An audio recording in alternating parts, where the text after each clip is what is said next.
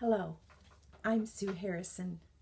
Today I'm reading an excerpt from my novel, Mother Earth, Father Sky, as included in the Michigan State University Press anthology, and here, 100 Years of Upper Peninsula Writing, 1917 through 2017, edited by Riekki.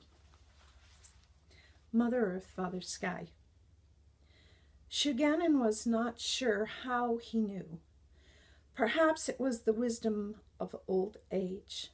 Perhaps the voices of his carving spoke to his soul, as they often seem to do when sleep stilled his body and gave his spirit time to live without the interference of doing and making.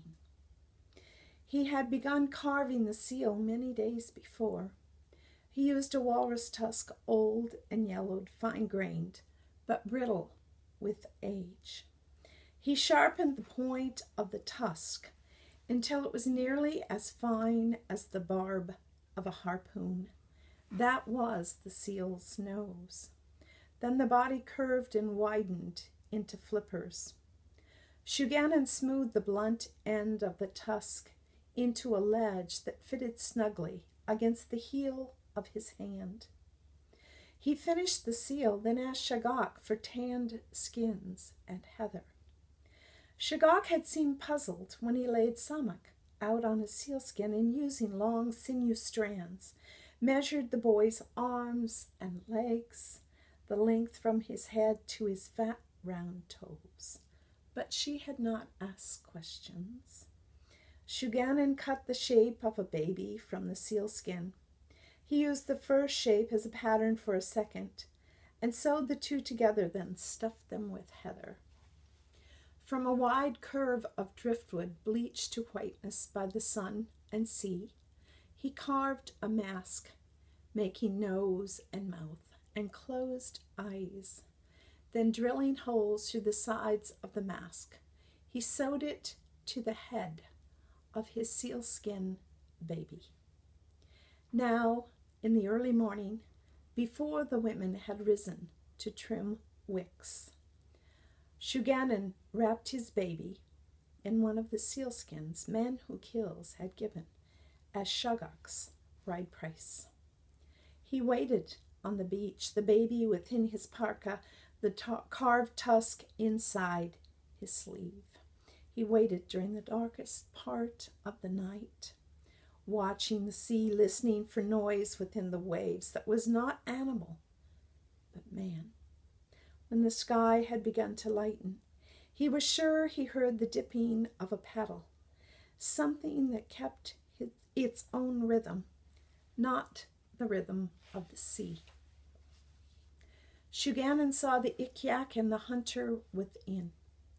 He watched as the man guided his ikyak through the rocks toward the shore, as he untied his hatch skirting and leaped from the craft, pulled his ikyak to the beach. Seesvar grinned at Shugannon but made no greeting, and so Shugannon too gave no greeting, but only said, "Man Who Kills told me you would be coming. I have waited for you." Seesvar scanned the beach, and so where is he? He's in the ulak. His wife is also in the ulak, Shugannon said. She has been a good wife to him. They have a son. A son! Now that she has given Man Who Kills what he wants, maybe he will not be so reluctant to share her with me. I brought the baby for you to see. Seesvar leaned down to see the child. Shugannon slipped the carved tusk along the inside of his arm and worked the point to the palm of his hand. Shugannon had killed many seals, many sea lions. He knew the place of the heart, the sheltered place beneath the breastbone, and so he knew the best way of killing a man. The blow to the heart from the unprotected side, up from the stomach. He thrust the sharp point of his carved tusk up and into Seesvar's heart. The tusk knife cut deep, even as Ceasefar said, "But this is not a baby." And the words, though they had begun in a strong voice, ended in a whisper. Mother Earth, Father Sky.